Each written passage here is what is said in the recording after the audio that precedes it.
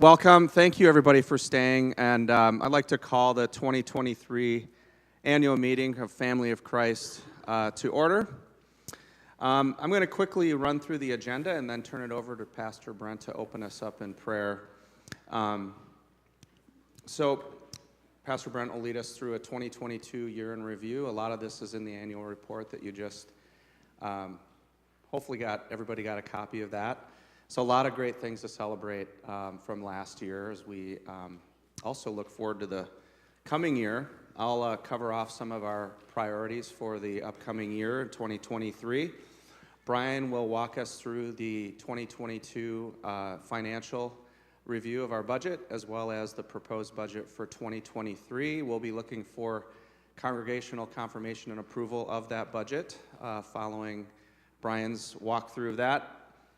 And then Amy will lead us through the 2023 council member updates, and we'll also be looking for congregational approval and confirmation of that. Following that, we'll close in prayer. So don't think that the meeting will take us too long, but we'll also invite and pause along the way for comments, questions from the congregation and all those in attendance today. So again, thank you for joining us, and Pastor Brent, I'll invite you up to open us up in prayer. Yeah, absolutely. Please join me in prayer. Gracious and ever-loving God, we gather today to share in the joy of this community over the last year. As we walk through joys and struggles in so many ways, we did so together with you at the core. You've opened new and exciting paths forward. And as we plan for this next year, guide us and pave that path with your grace and love. Thank you for all of those that are part of this community, those that are new, and those that have been here for a long time. All of us make a difference in your name. Bless us, bless this time, and help us to prepare for the future you have in store for us, for the community, and the world around us. In your heavenly name we pray. Amen.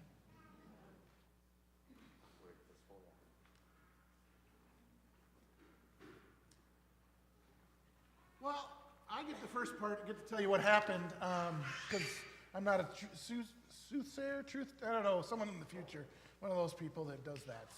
But it's interesting to know, what I'm going to do is share a few things that have happened in the last year that we have lifted up, and there's so many more, and I'll invite you to do some of that too with us. In this last year, we stepped into a lot of unknown things.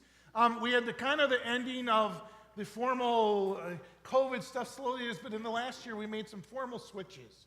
We stopped being scared, we stopped stopping, and we began to move in a direction. We weren't quite sure what that direction was. And as we continue on this path, we still have that in our past, and we move into a new future. The biggest part of that was the fact that we chose, in some ways, realized we can't always go back to the way things were. This is true in our lives, and it's also true in this community of faith. Because in some ways, we embrace some new stuff that is really exciting for us to do. If you look at some of these amazing pictures, this is what was accomplished in the last year, and some of these are also in your bulletins. But what we ended up doing is we turned our worship in a different direction. If you look in your annual report, you'll see that our average attendance for the last year doesn't look too good. In some ways, it's like 89 people a week, but that's not the reality we learned. Because our 85 people a week was our average in-person worship, and by the way, that changed radically about halfway through. As soon as we hit July, things changed, but not in a different way than we thought. We are averaging about 85 in person in worship, but more than that, we recognize that we have 59 people that are watching our worship services within 2 weeks of when it goes out online. That's a huge, significant number. And if we add those together, that increases our worship attendance by about 9 people a week from before COVID. So actually we have more people participating now than we ever have. We also had teaching the congregation through our pastoral intern. We continued our relationship with Pastor Amy, who will be with us, unfortunately, only till May. And that program is done at the seminary, but we are blessed to have her in the last year, and we're blessed to continue to have her till that time. We also, in part of this, was the small groups that she began with us, this Brian McLaren book. Any of you part of those small groups? Any of you reading the story or being a part of this? How for those of you that are willing to share, how has that affected you? What has that done for you in the last year? Or maybe relationships or nothing? Didn't do anything for you? I want to know that 8:30 in the morning. Okay, Carla, you guys, there's groups of people. I just wanted to point out. We're supposed to have Matt Basball was going to speak today, but his family unfortunately has COVID. His son was supposed to speak today too, so the whole family is kind of out. So I'm going to do a little. They don't know I'm doing this, but the Durners are there too. How has that little group at 8:30 or 8:15 on Sunday mornings affected you all? So I guess that's, well, Mike's putting his head down now, you know. Oh, I'm sorry, Durner Anderson. Yes, you're right. Yes, you're right. I'm sorry. Anderson Durner. Yeah. Sorry, Mike. Some lively discussions?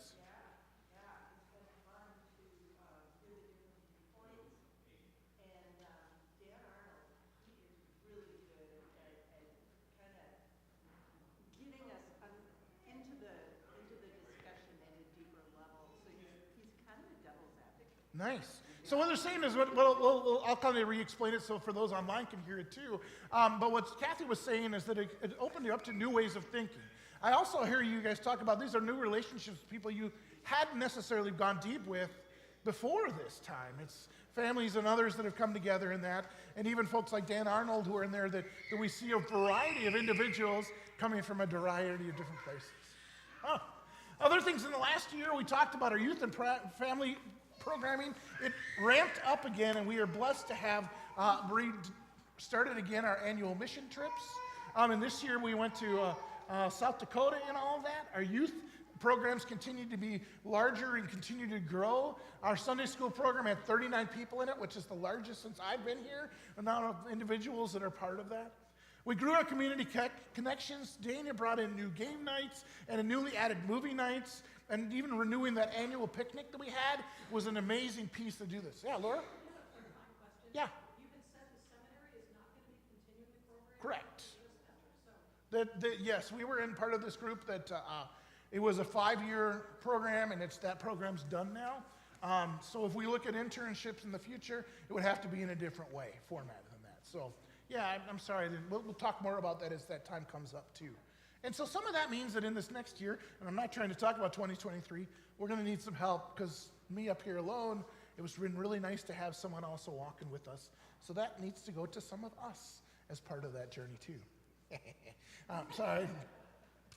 One of the other pieces that we began this formal journey for our short term and long term. And I want to thank Josie back there, our council president, for much of last year, but had to let it go a little early because of some babies and family things. But we are so blessed and thankful for you and your leadership. And not as much as Dave taking over after Josie decided to take a little leave of absence for some things, important things. Dave taking over the leadership and Brian coming in to replace Dave's position. We were blessed by a council that continued to move through and find ways to be creative in the year. Pastor Brown, Yeah. I'd like to give Josie a little round of applause for her leadership.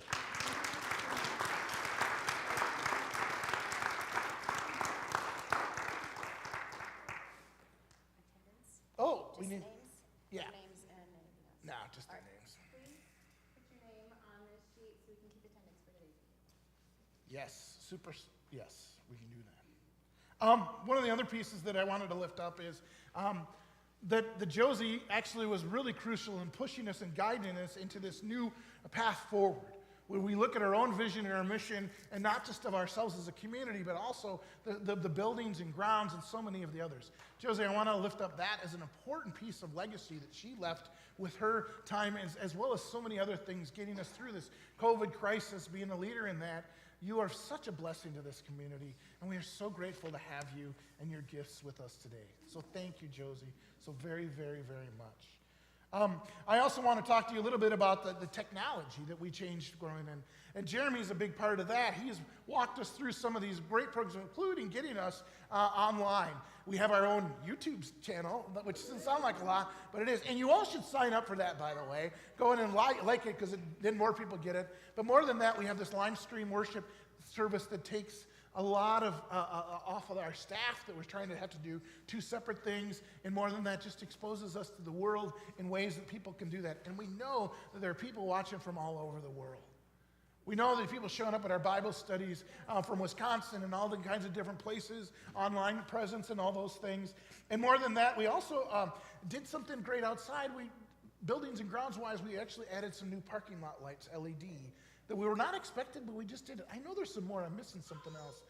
There's so much that has happened behind the scenes, and many of you just don't quite know about some of those things. But the way it shows up is it's like, oh, something's different. That's good. And that's good to have those kind of things too. Now, the other piece of this is I want to say a deep thank you to you all, is for the sabbatical time that you gave me. And not so much that gift that you gave me, but so many of you stepped up and took responsibilities in this community before that.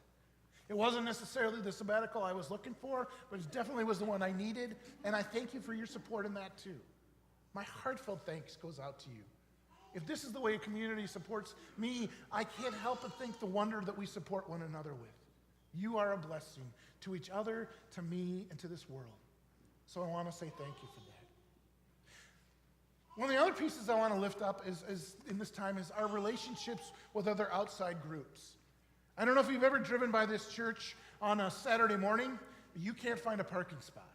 It is completely and utterly full, the top lots and the bottom lots, with our AA and Al-Anon communities. We have 6 meetings a week that meet here regularly, touching nearly 300 people a week in different ways. That is an important relationship we have. Not to mention that, one of our other bigger ones is Southwestern Montessori School, the school that rents from us and also partners with us. Shannon was supposed to be here this morning. She too is sick with COVID. Apparently it's coming back. Or not with COVID. She's not sick with COVID. Sorry. I didn't know. She said she's sick. Yeah, because the parent freaks out. Someone who has a kid in this. Sorry. Didn't mean to do that. She's probably online yelling at me too. Shannon is. But I want to, Shannon did, instead she wrote for me, and I want to read this for you this morning about the relationship that we have as a community. She says, I asked her, tell us about South Metro Montessori. She says this: we provide services for 3 age groups. We are licensed for 30 preschoolers, 10 toddlers, and 10 school agers. They employ 7 full-time teachers and 1 part-time teacher. This fall was the start of their 7th year in business. It took about a year to enroll children. They started with 5 kids and 2 teachers, and Family of Christ has been very supportive in getting them started in the first place. Special thank you to Pastor Brent, Sherry, Linda, and Martha, as they were all active participants in that beginning journey. As to being located here at Family of Christ, she says this: Family of Christ has allowed us to offer a quality child care center with many opportunities for learning. All the wonderful space gives children many possibilities to explore different materials and environments.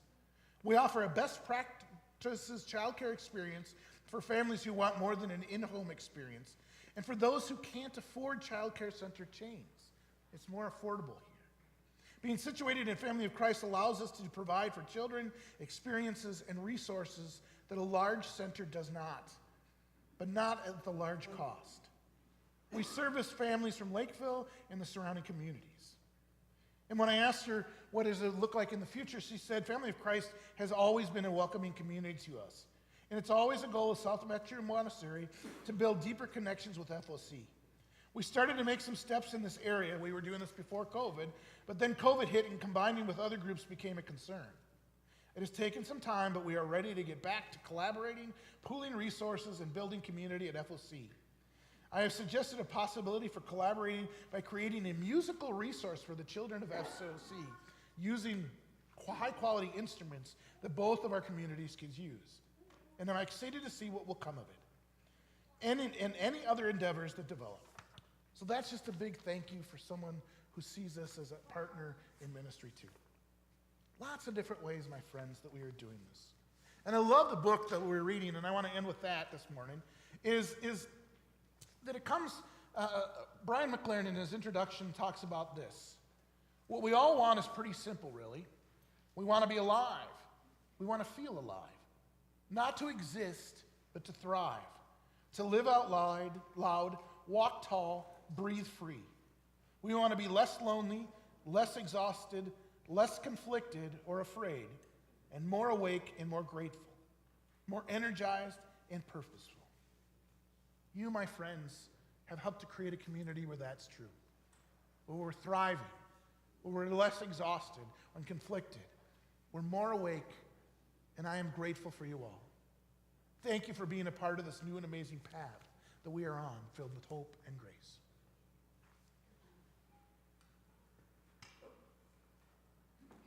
No coffee in there. It's right. Thank you, Pastor Brent.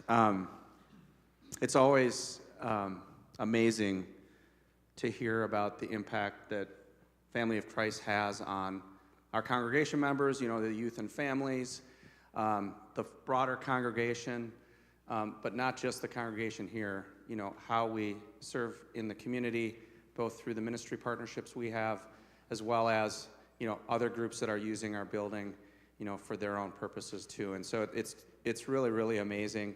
And did he walk out? I was just going to thank him for his leadership. Well, we can give him a round of applause when he comes in. That'll be a nice surprise. But we've been members here. Here he comes. There he is.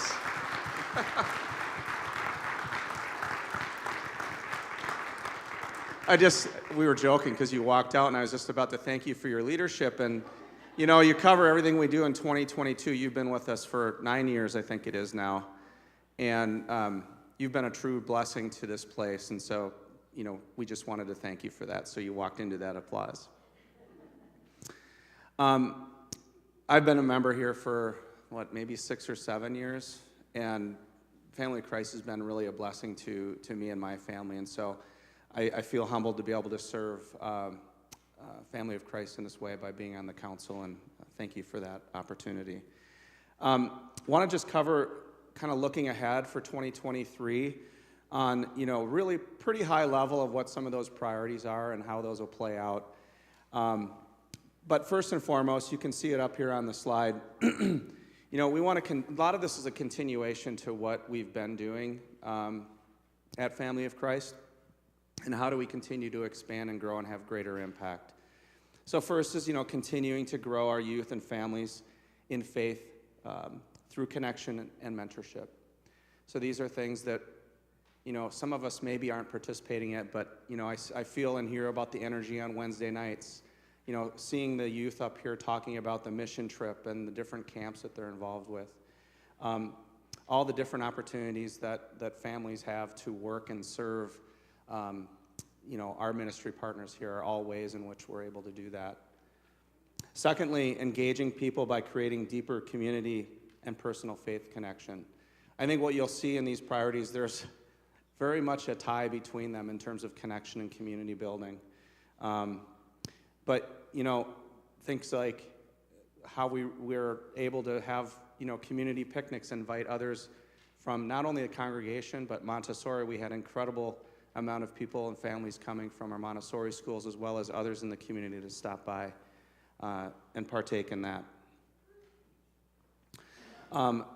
Another way that we're engaging people is, I think, in the small groups. So we've referenced the Brian McLaren book and the book studies that are happening there.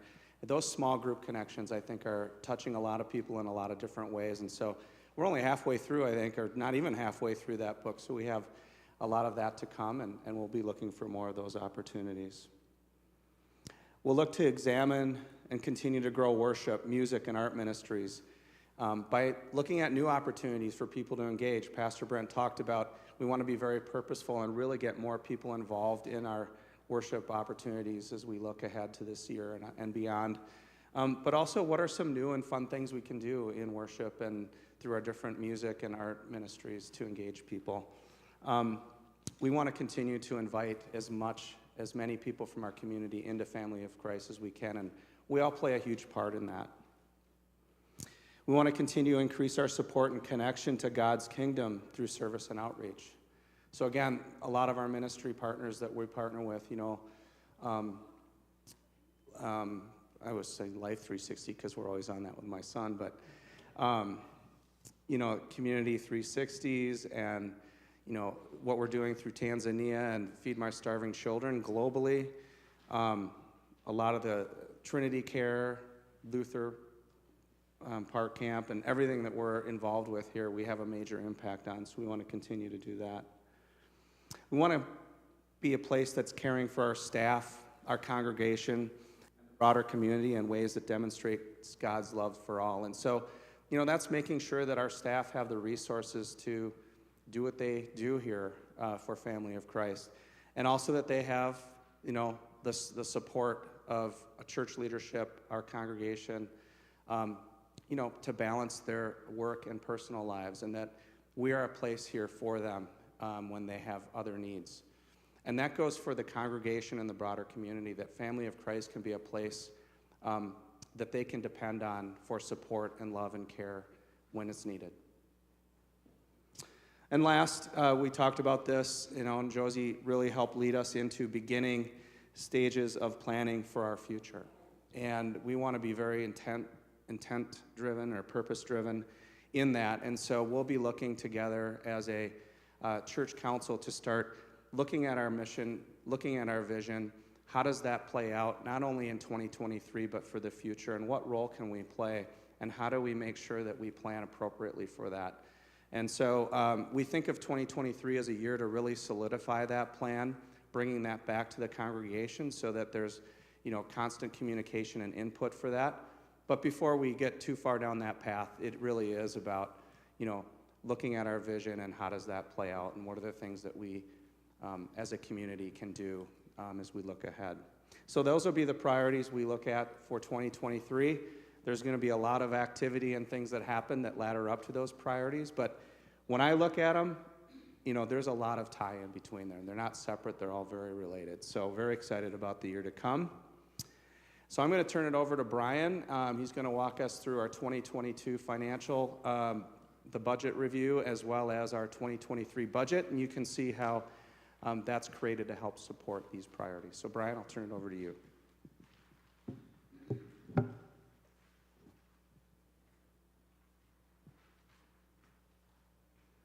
Thanks, Dave.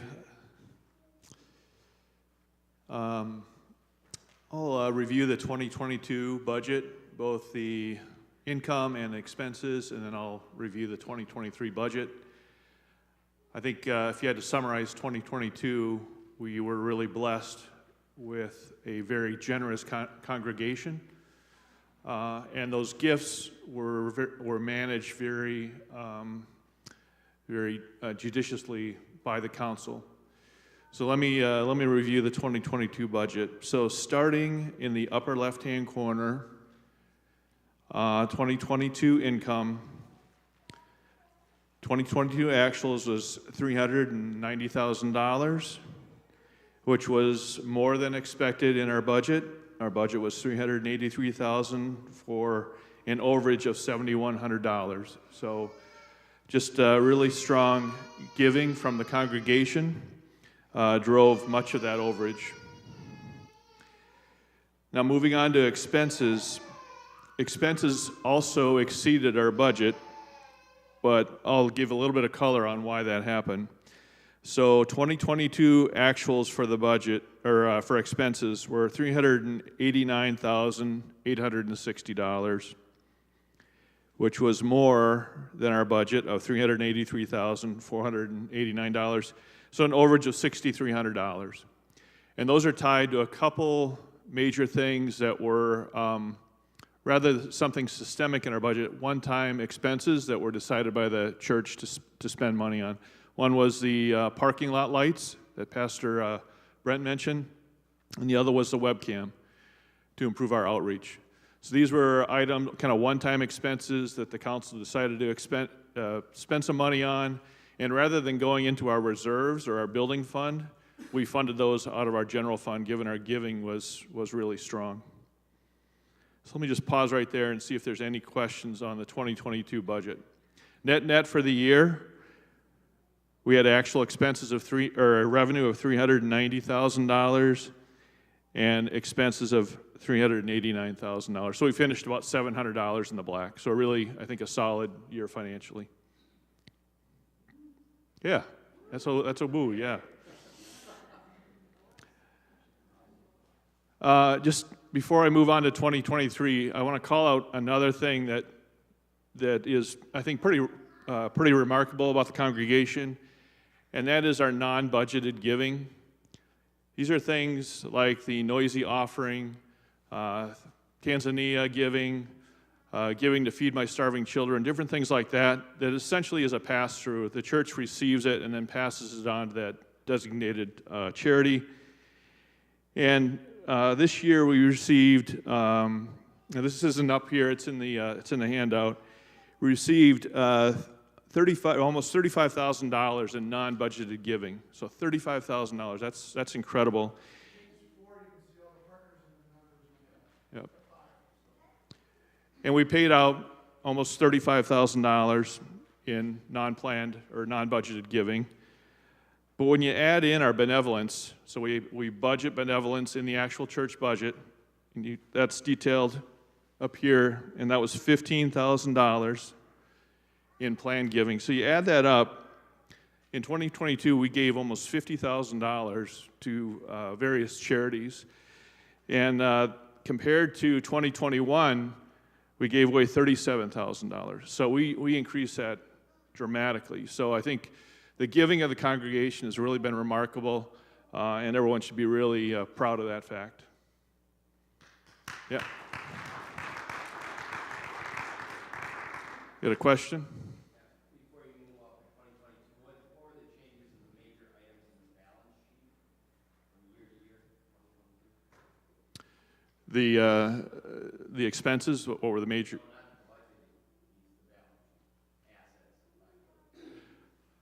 That will, let me, if you look in the handout, you're talking about the reserves and our balance sheet. Yeah, it doesn't have where we're at the beginning of 2022, so I was wondering what the change was from the beginning to the end. So if you look at the handout, you can see that our capital funds remained fairly solid. We had reserves of $62,000 at the beginning, with an ending balance of $55,600. So that $6,500 was tied to sabbatical expense for Pastor Lon. Capital improvements received an increase, so we had $29,000 balance at the beginning, a $19,000 increase in that fund for $48,000 in the budget, and then our checking, I don't have the puts and takes, but that's been very constant throughout the year. So we ended with a balance of almost $40,000 in our checking, and again, that goes up and down throughout the month. And our designated savings of $47,000 remains very constant. So we have total reserve assets and liquid funds of $191,000, and that's very, very strong, very much in line with what nonprofits are supposed to have in terms of reserve and liquid funds relative to our budget. Did that answer your question? Where are we at as far as liabilities? The liabilities we have is the mortgage on the church, and that is, I don't have that handy, it's in the neighborhood of $1.5 million, I think. 1.3.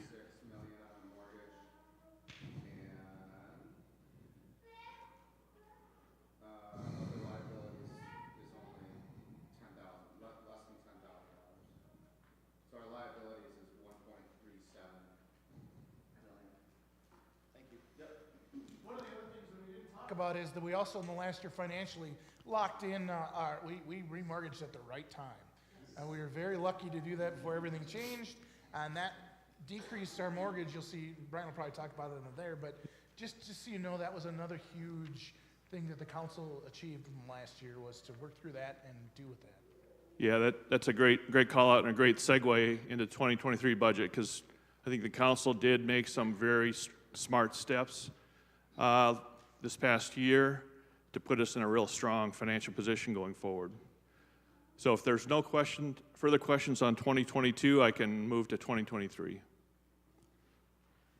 Okay, looking at our giving, so in the upper right-hand corner, it's a little cut off here. We're projecting that our congregational giving will increase by 4%. So total giving will be $372,000, and that's based on our pledge giving that we received in Q4 for 2023, or pledged giving for 2023. So that's looking really strong. The thing that's, I think, really impressive is that the congregation went back and renegotiated the lease for the Montessori and asked them to pay a bit more for that for the use of the building. And you see that revenue line item, that building use line item is going up by 18%. So that's adding to a projected increase of congregational giving of $410,000, which is a 5% increase over our finish in 2022. Moving on to expenses. In discussions with the congregation and the church council, we've made some adjustments, things that we want to spend some money on. We know our building expenses continue to run hot just because of inflationary increases, building maintenance, things like that. So we've increased that significantly by 10%. There's some things that we want to do with the web page that we've allocated money for. We think we can create better outreach for the more effective web page.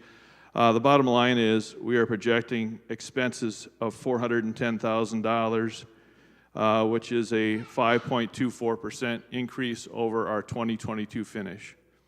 Now, part of that increase is driven by a cushion we've built into the budget of $2,300, which is being allocated to reserves. If you take that out, our expense increase year over year is somewhere in the neighborhood of 4.6, 4.7%. So I think a very reasonable increase, especially in light of the inflationary pressures. Yes, question? Do we have any upcoming capital expenditures? Like, I look at these windows over here. Is that on the docket? Yeah, there's a number of things the council has talked about. The concrete out in front is also a problem. So those are items that we're all discussing on how we would prioritize those and fund those. They're not reflected in here. Any other questions?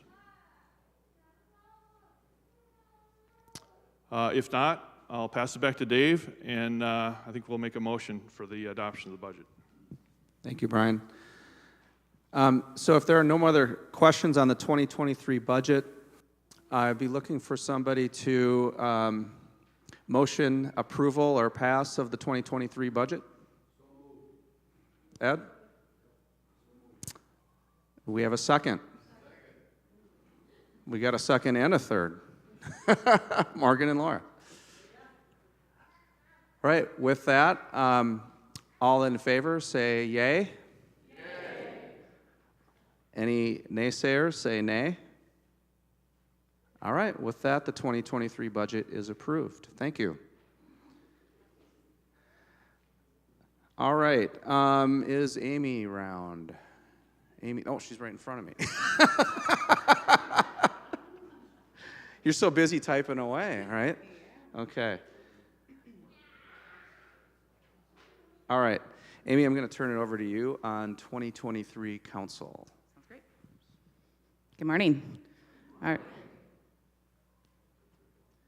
All right. So just a review of who is currently on council. As we stated earlier, Dave Peterson resumed the role of president when Josie had her twins. Vice president is Annie Yolitz, who is in Florida with her grandbaby.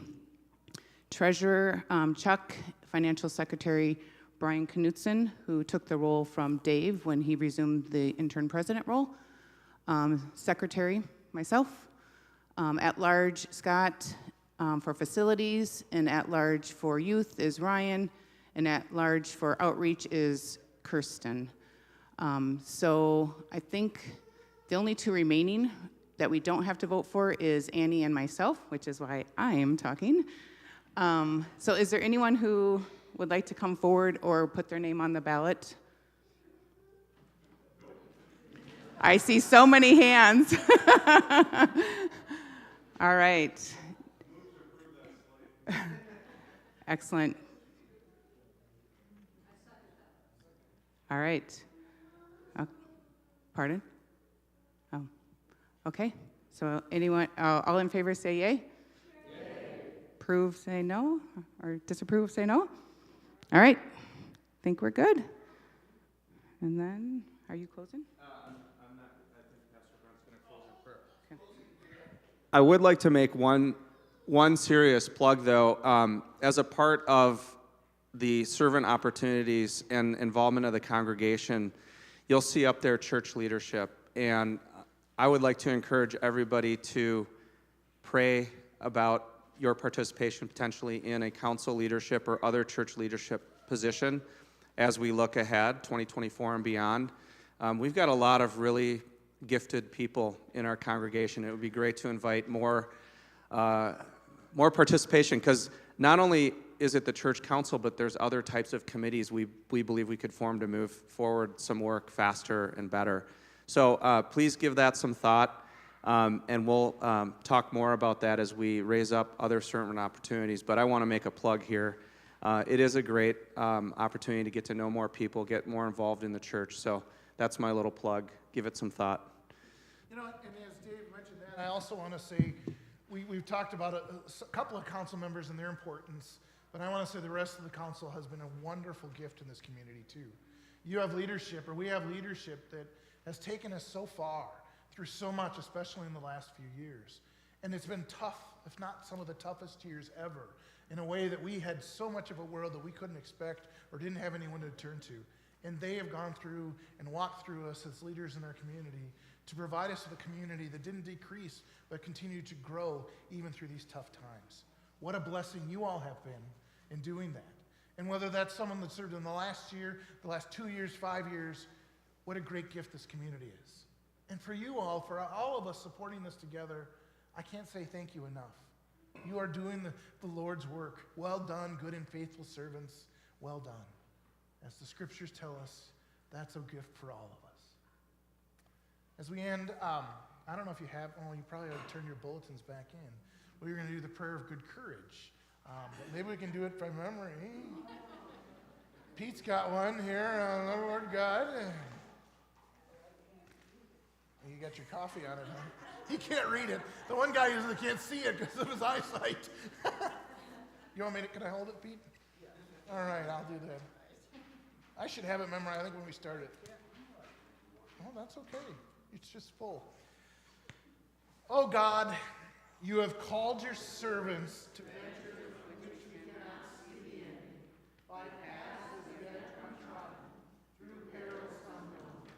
Give us faith to go out with good courage, not knowing where we go, but only that your hand is leading us, and your love supporting us, through Jesus Christ our Lord. Amen. I look forward to the path that is paved before us. We start a new journey together, a journey full of life and hope for us and the world. Thanks be to God, and thank you all. Amen. I think to be official, I have to motion to close the meeting. Is anybody, there's a motion one. Anybody want a second? Second. I don't know. Everybody's in favor, say aye. Aye. All right, the 2023 annual meeting is hereby closed. Thank you.